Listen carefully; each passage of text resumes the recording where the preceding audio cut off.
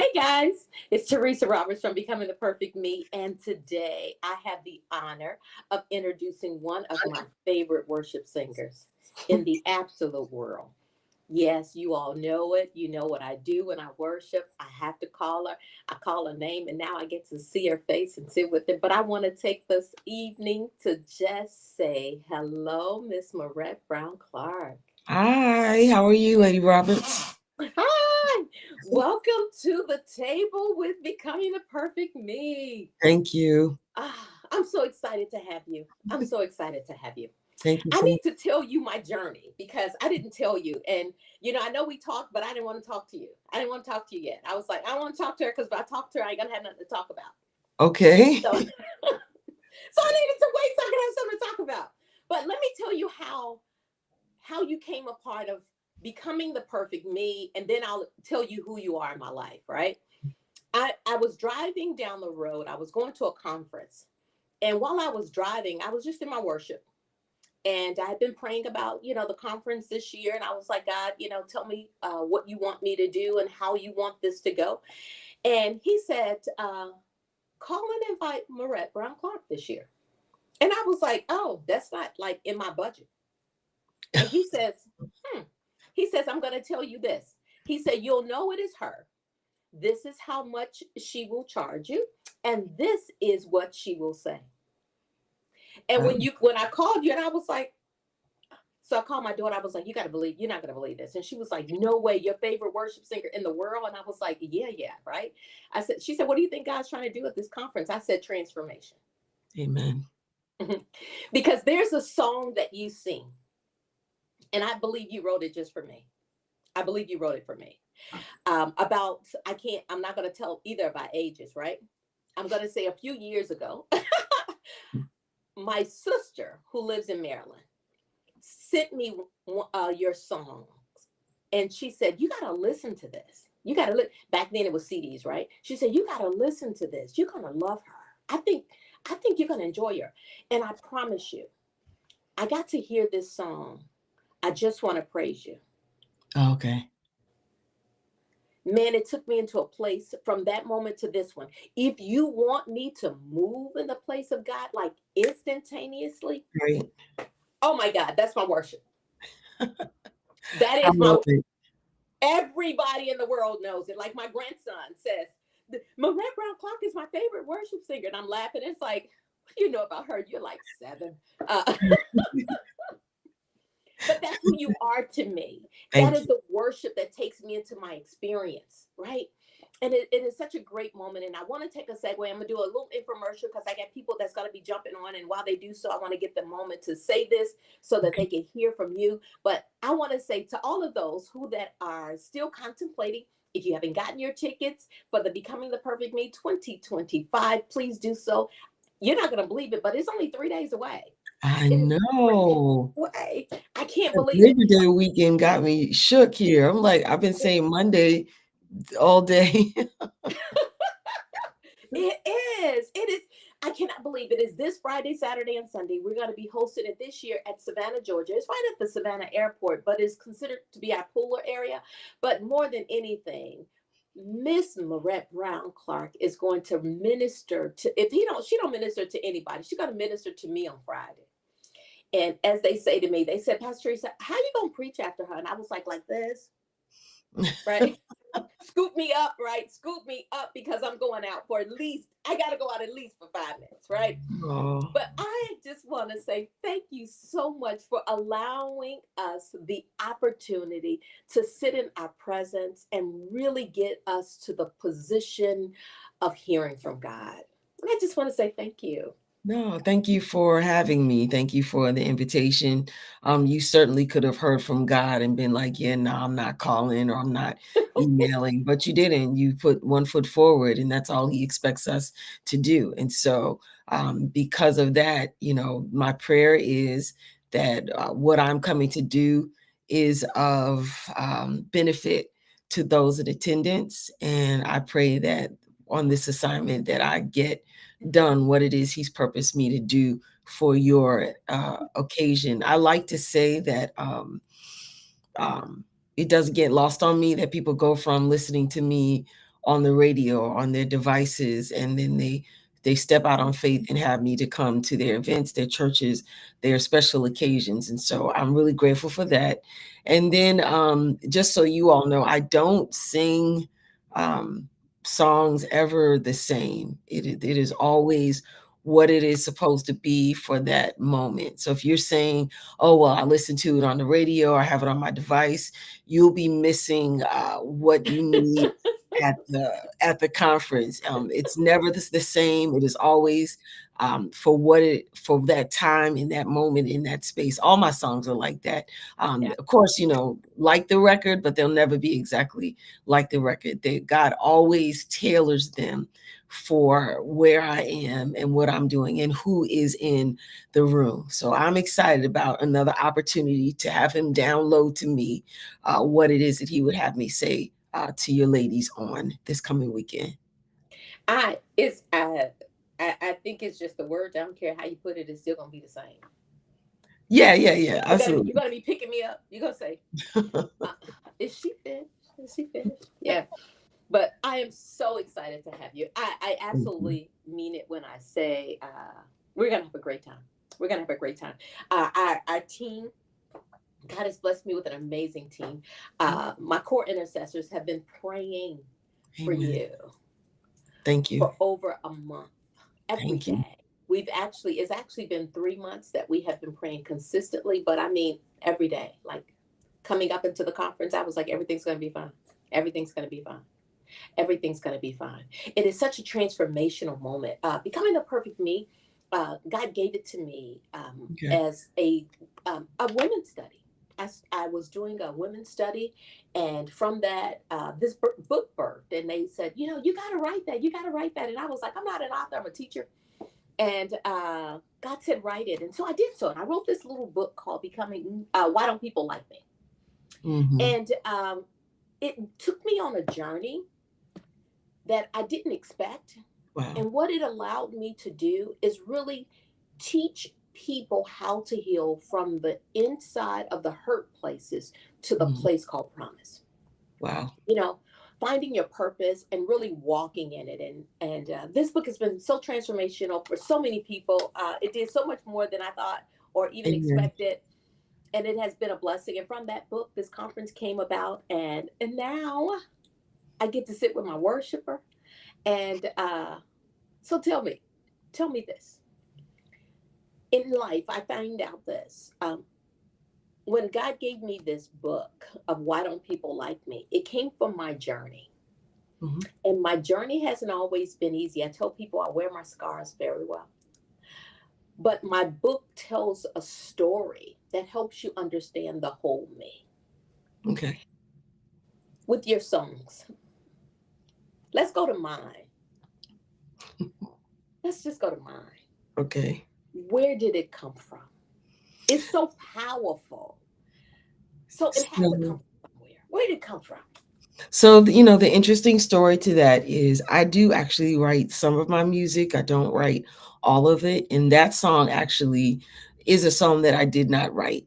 Um, and so a friend of mine years ago asked me to come and sing on a choir project with him. And I was like, okay, I'll come sing. And I was like, well, what do you want me to sing? And he was like, I want you to sing this song. And I was like, everybody sings that song. Like it was the offering song before I even recorded it. But what happened was I said to him, I said, well, there's no lead that like, what do you want me to do? It's just kind of sings itself. And he was like, just do you. So I was like, and this was when I was in my 20s, like late. No, I was just about to be 30 or just at 30. And so I was like, I don't know what do me means, because you're still, like you said, you're still becoming who you are. But he trusted me to sing, to be me. And I was like, all right, I'll give it a whirl. And so literally what I did that night, except for one note that I had to fix because I didn't quite hit the top note on one of those key changes. It literally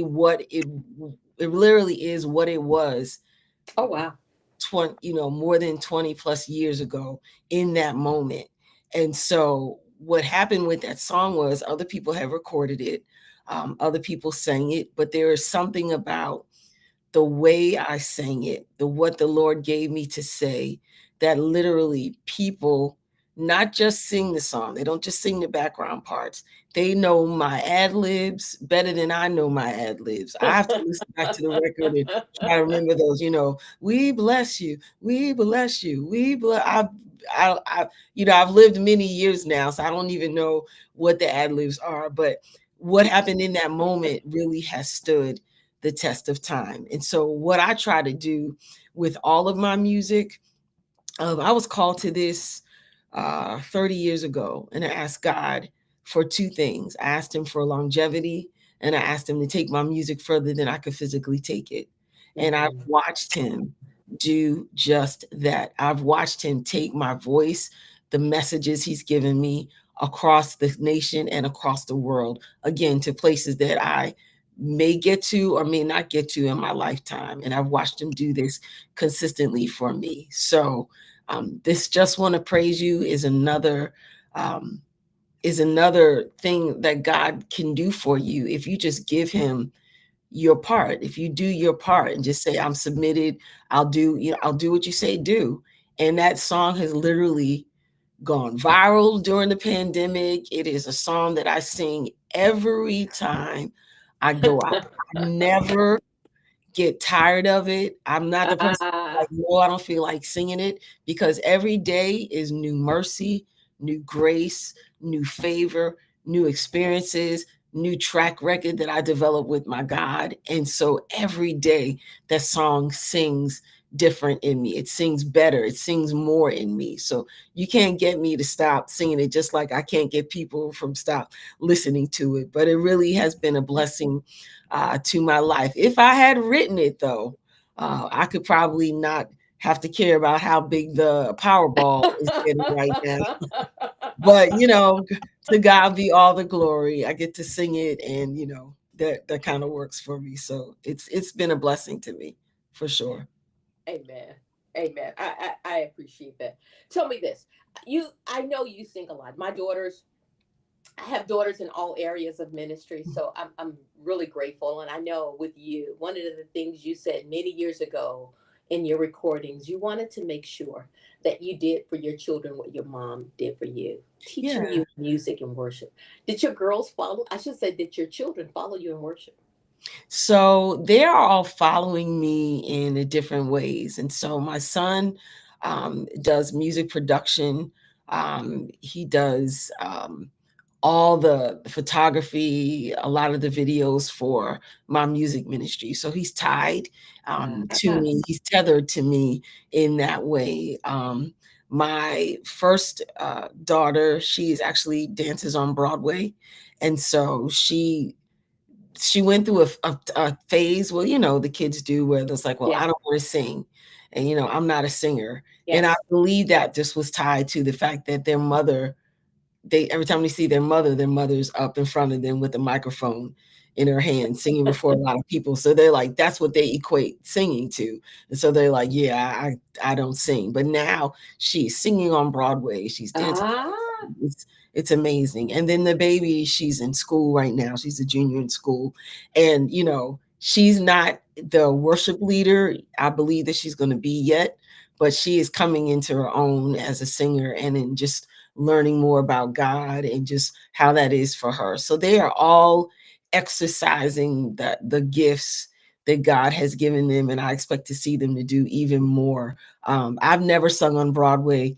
I have a daughter who's singing on Broadway. I never provided pictures or video for somebody's album cover, they're doing that in that way. So I'm just really excited to see what else the Lord has to do for them. I And love that. yeah, I love that. I am like you. I've been blessed with these amazing kids that mhm, I get to have free labor from. yeah, Okay. for sure. They really keep me together. I Yeah, don't know how I would do without them. They've been such a blessing. I mean, I'll just get on the phone. I need help. yeah, Somebody. Which one of you all are available? yeah. Right. And the But same it's so here. cool. The same here. Absolutely. It's so cool to watch them become adults. Now, Oh, yeah. with you, one of my worship, I have a worshiper. She's truly a worshiper. Nice. But one of the things she wanted to ask you, if I would ask for you, she said, with doing what you do so often and repetitively, how do you keep your voice and your energy at a level of expectancy when you travel? Good question. The first part of the question was I didn't. It was very hard for me to travel, in not so much in the beginning, because in the beginning, there's the excitement of it, right? Yes. Even before my record, you're like, "Oh, just give me a mic. I'll sing, on the side of the road. I'll sing," you just do it because that's your passion. And then when you get into the music business of it, which is where I landed. And that was my request because that's how I knew that God could take my music far, right? And Yeah. so the fatigue of the business side of it, and then I was raising a family at the same time. It really was difficult for me to maintain my voice. So I would get to go sing places, and I'm like, I don't know what's coming out of my mouth. I was tired. I was hoarse a lot. I was trying to drink this and take that and try to do all the things. And so you make it through. You make it, you fake it, right? Till you make it, and you hope that God adds the increase, which He did. I'm at the point in my life now where I don't want anybody to have to go through. Oh, and I was stressed out a lot. I was stressed out over, are my kids okay? Is my husband all right? Is my house fine? Are people going to hear me and think, oh, she doesn't sound like the record. Did I wear the right thing? Am I going to say the right thing? I worried about all the stuff that did not matter, and I stressed myself out. And Mhm. so now what I've learned, which I hope other people learn before, like the length of time that it took me, is to one, to not be fearful, to not Mhm. stress yourself out over things that you can't control. You are the best version of you. You are the best, whatever your name is. Say your name is Jane. You are the best Jane. You are the singingest Jane that there ever was. And nobody can worship or praise or sing or do what it is that you do. And to find rest in that and to find peace in that, so that you're not afraid to do what it is that He's called you to do, that you're not worried about sounding like anybody else or even sounding like yourself on a particular day. I may come to Savannah and you get alto moret. I may come and be singing up in the birds and you'll get soprano moret, or I might be tired by the time I get to Savannah and I might be tenor moret. But whatever moret I am, I'm going to give you everything that I have. We're going to worship, we're going to praise. And so to take that barrier off of yourself, that stress, that fear, and then it just rest, go to bed, get some sleep, and you'll be able to sing. I'm singing more now, um, and not so much. I've traveled all this whole time, but Mhm. what I've started doing the last 8 years was actually being the worship leader at my church. I didn't do that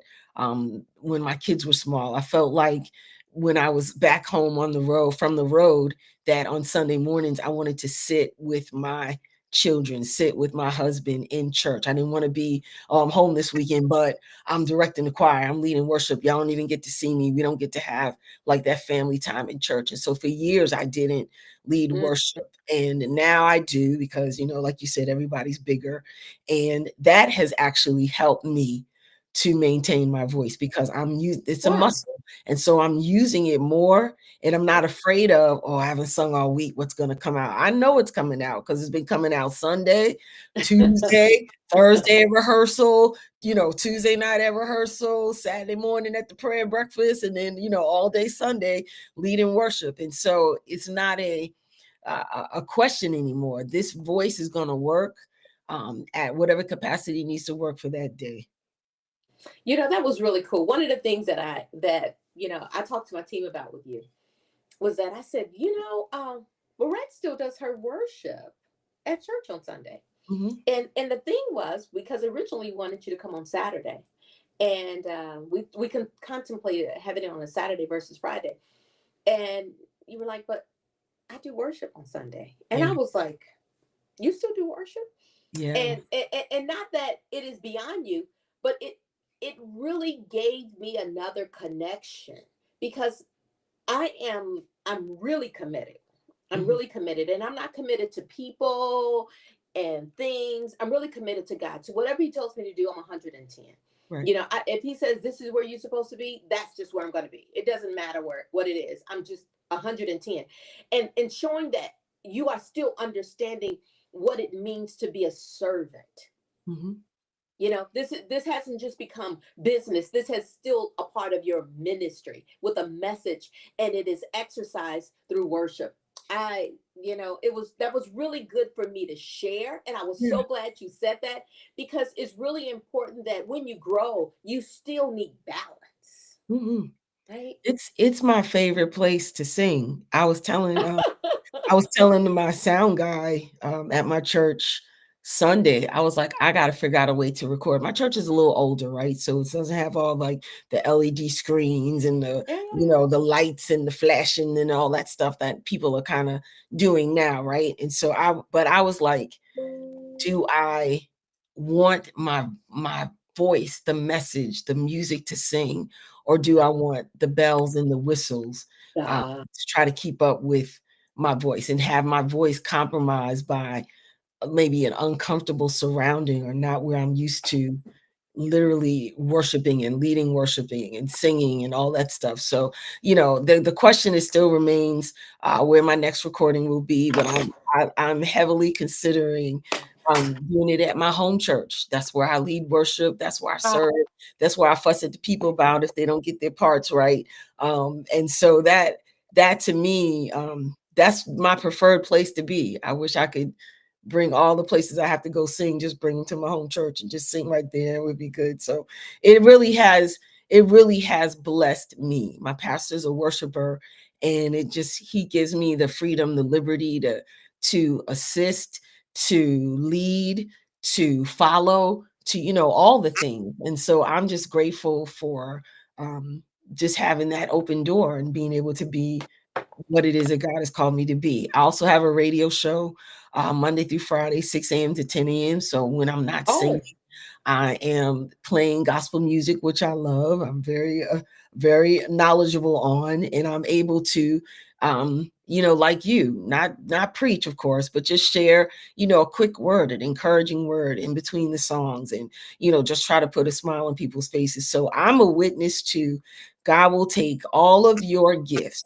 He will take them all if you submit them to Him, and you will be and he'll give you added bonuses on top of that. I never dreamed I would be anybody's mother, and I'm three people's mother. mm. I didn't know, you know, I knew I would be a wife because I was dating my husband in college, and I was like, I think this is probably going to go somewhere, but you know, I didn't know that he would be the right husband for me, and that he would never deny me from traveling or be threatened by my ministry. And so it's just all those things. He will give you the desires of your heart and then add on stuff on top of that. So I hope that my time at your conference, I can be that kind of light. I know a lot of women feel like, well, I can't do this because I'm doing this, or I can't have this because I have this, but it's not true. The sky is your limit, and God controls the sky. And last I checked, there's no rooftop on it, there's no limit on it. And so I just want to encourage everybody to come out and to really know that this is not just a conference where we're talking about what you know, maybe you can become this and maybe you can become, no, you're becoming all of the things that God has purposed for you to become, and you will live the length of time that you're supposed to live, and you will become everything that He has created you to be in every area of your life. Amen. Amen. I received it. Mhm. I received it. You know, you talk about worship Mhm. and being at home in your worship. When you're at home in worship, it's different than being out. I know when you said that's your favorite place, I get it. I get it because I can just be me, no Mhm. boundaries, no limits, right?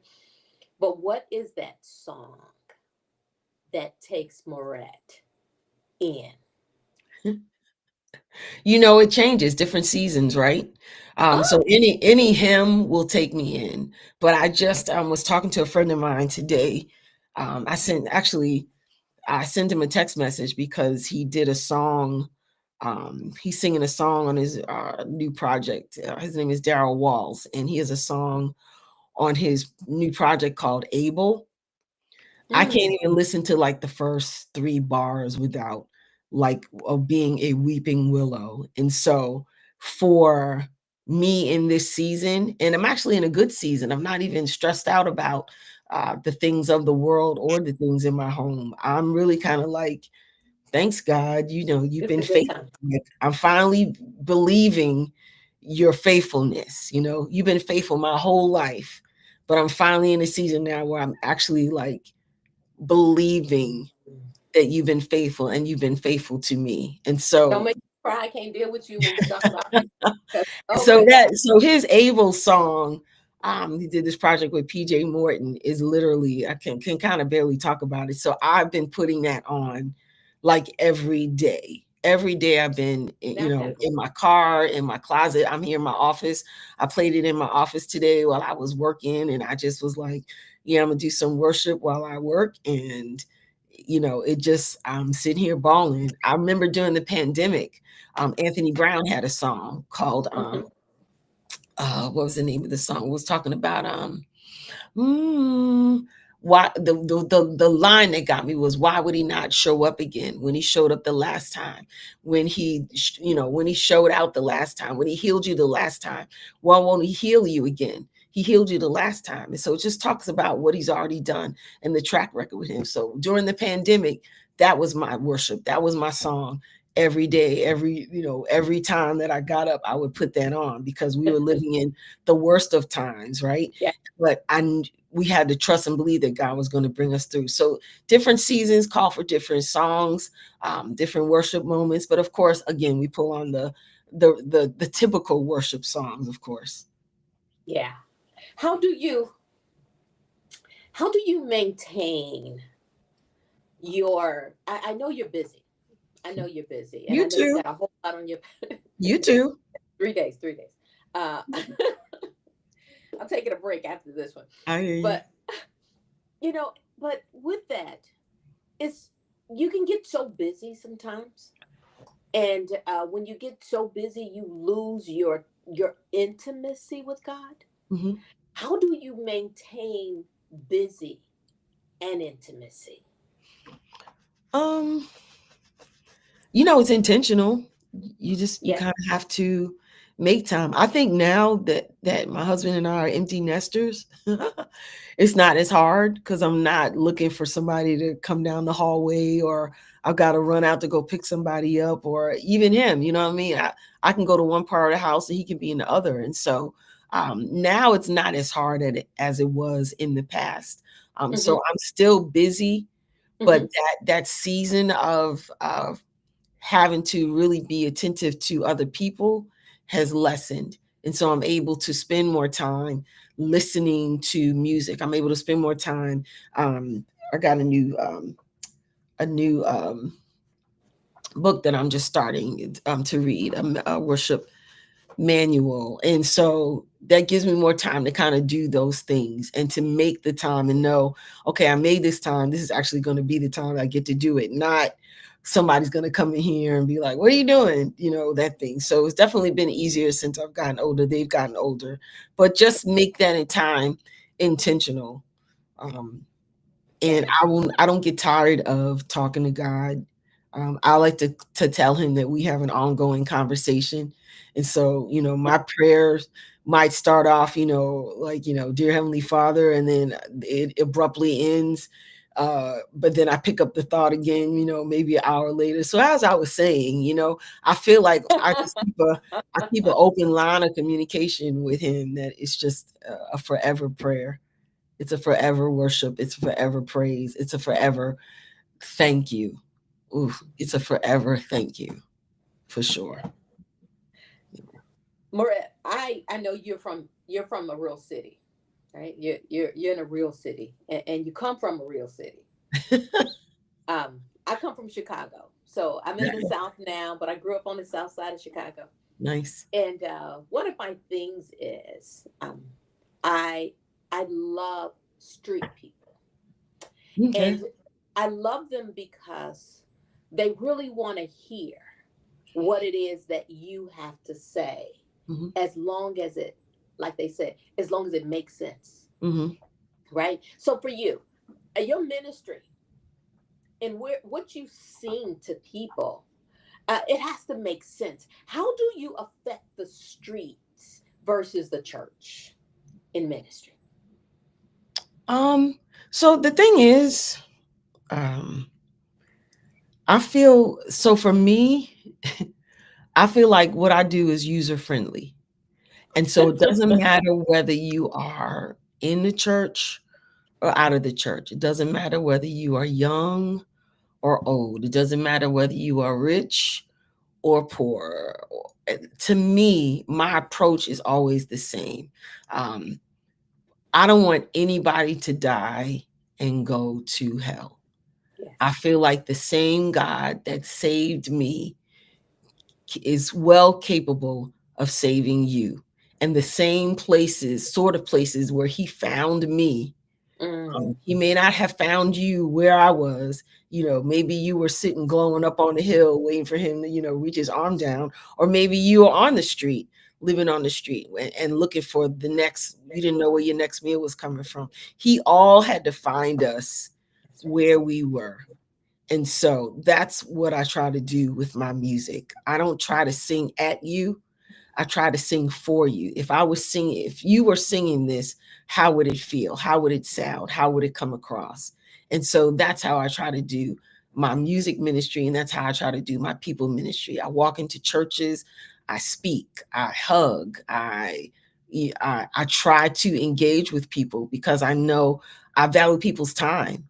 I value every person that registers for your conference. I want them to hear the best preaching, the best singing, and have the best experience with me Mm, with the mic in my hand and with no mic in my hand, bumping into you in the bathroom. Hey, girl, pass me that toilet paper. Like, I want all the experiences to be the love of God. That's a true story. And so for me, I love you inside the church. I love you outside of the church. I love you whether you're tall, short, skinny, not so skinny. I just whether you love Jesus for 50 years or whether you just met him 5 days ago, and that's where I try to meet people, and that's where I try to meet my music to meet them. I remember being saved. I remember when they sent for me to come up from the basement of the church. My pastor at the time, he's like, somebody go get Marette. And as soon as we had, you open the doors to the sanctuary. As soon as they opened, they were like, Pastor wants to see you. I was like, church is still going on. What's going on? As soon as they opened the doors to the church, I literally just started bawling because the Holy Spirit just literally met me at the door. And that's when I gave my life to Christ for real, that time. I experienced him, knew him, loved him even as a child, didn't know all the things I know now, but loved him, wanted to worship him, wanted to serve him, didn't know why I would cry in church. Everybody, all the other kids were like, cutting up, and I'm sitting there crying in church. Didn't know what that was until I literally came into a relationship with him. And I remember that day where my whole soul said yes. Now I yes. wasn't perfect after that. No. I didn't dot every I, cross every T after that. And I'm still that person.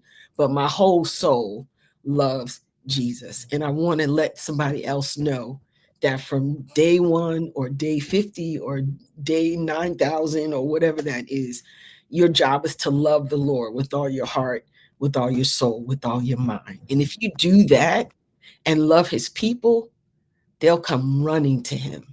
And Amen. that's what he wants. Yeah. Someone that he can connect people to and through, right? Mhm. Absolutely. Now, I know you have some things that people may not all know about you. Let's start Okay. with this. Are you doing any producing still? Um, for me, I'm about to work on another record. Like I said, I'm kind of making those decisions whether it's in the studio or whether it's live. My last record came out about 2 years ago. It's called He Yes. Loves Me, and I had a good hand in deciding, making those decisions. Executive produced it and all the stuff. And so this record, just going to figure out what else it is he has for me to say. I've never really produced for other people, but I hope maybe you're speaking that into my future. It's something that I've wanted to take a crack at, something I've been told I probably can do well. And so we'll see where that production street takes me, but absolutely yes. Yes. I say yes. Yeah. Okay. All right. Anybody out there listening? Do you think you could just dial into that number and say, "Hey, Miss Farad, I think you can give me some information and some directions, along with a whole lot of experience that will take you to a place of where they can grow." If that's you, just go ahead and drop your name in the chat box, and let me make sure that I make sure she knows that she got an audience out there of people who are waiting to have the wisdom downloaded. Right? Like I said, Amen. I wasn't an author, but I wrote a book, right? Yeah, that's a blessing. That's I gotta ask a question. I'm getting these questions that's coming up, so I'm gonna try to see if I can get what they're asking me. Okay, so okay.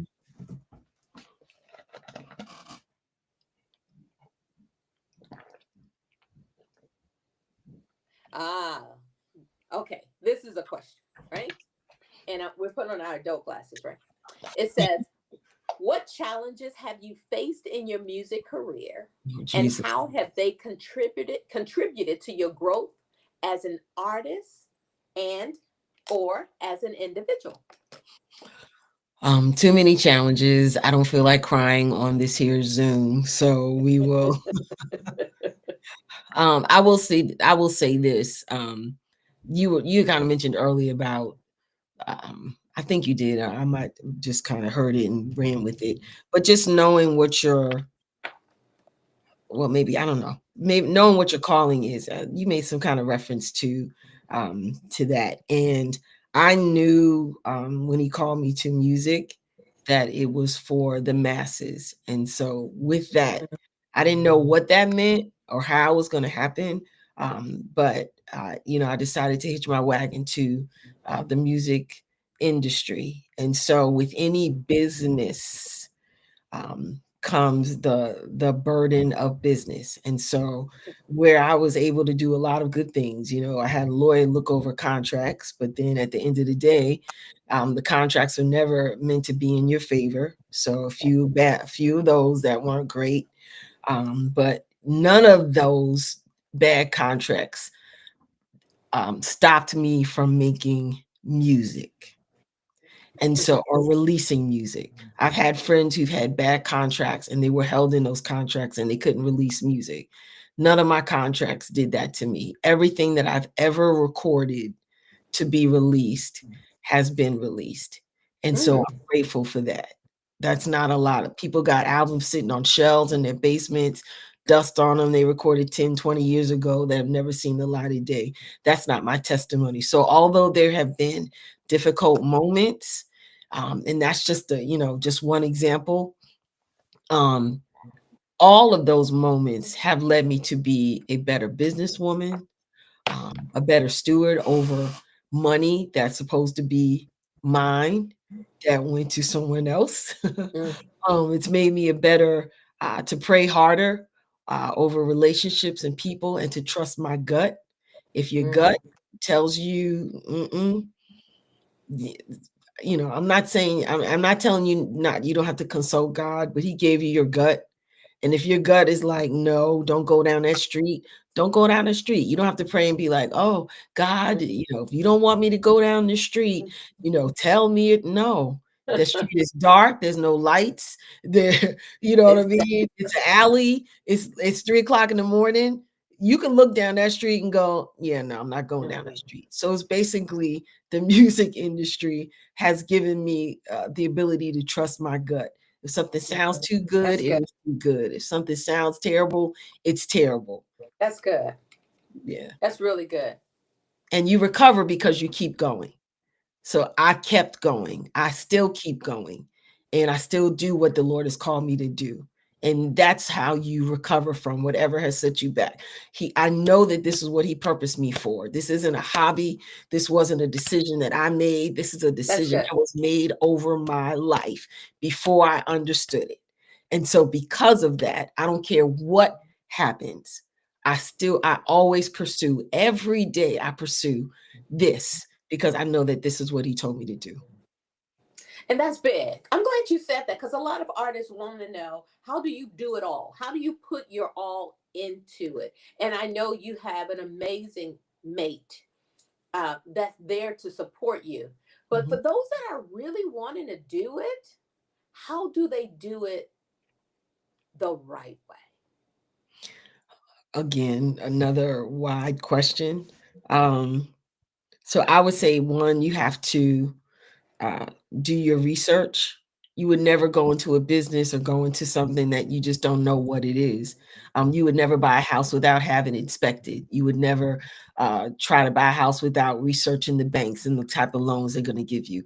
And so I would say that if you're entering into the music industry, you know, surround yourself either with people who know what they're doing, know what they're talking about, Yeah. or you do the research. Back in the day, I used to go to the library and take out books. I used to read Billboard magazines. That's the magazine for the music industry. I would go to conferences. I would go to any kind of music conference. Rock and roll, I'd go. If it was R&B, I'd go. If it was gospel, I'd be like, yes, Lord. I would go just to glean all that information in regards to the industry. Now, you can't tell me nothing about Jesus, of course, because I love him. But in terms of that business part and knowing that I wanted my music to go further than I could physically take it, I had to learn.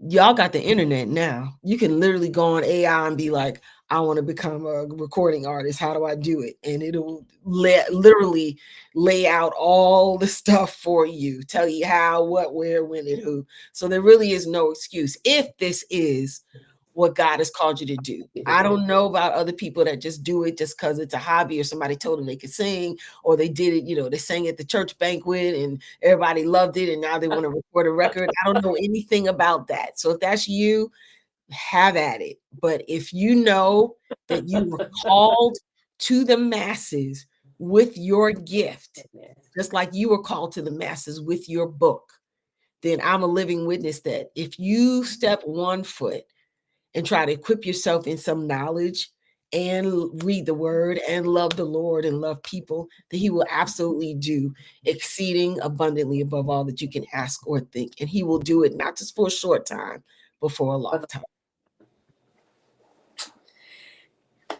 Hey guys, I can't believe this. Right? You know, I'm looking and I said, see, this is what happens when you put church people together. Yeah, You sorry. run over time. Sorry. But I want to say this. Uh, it's been so good. I can't wait to spend time with you. I Thank can't you. wait. I can't wait. I'm looking forward to it.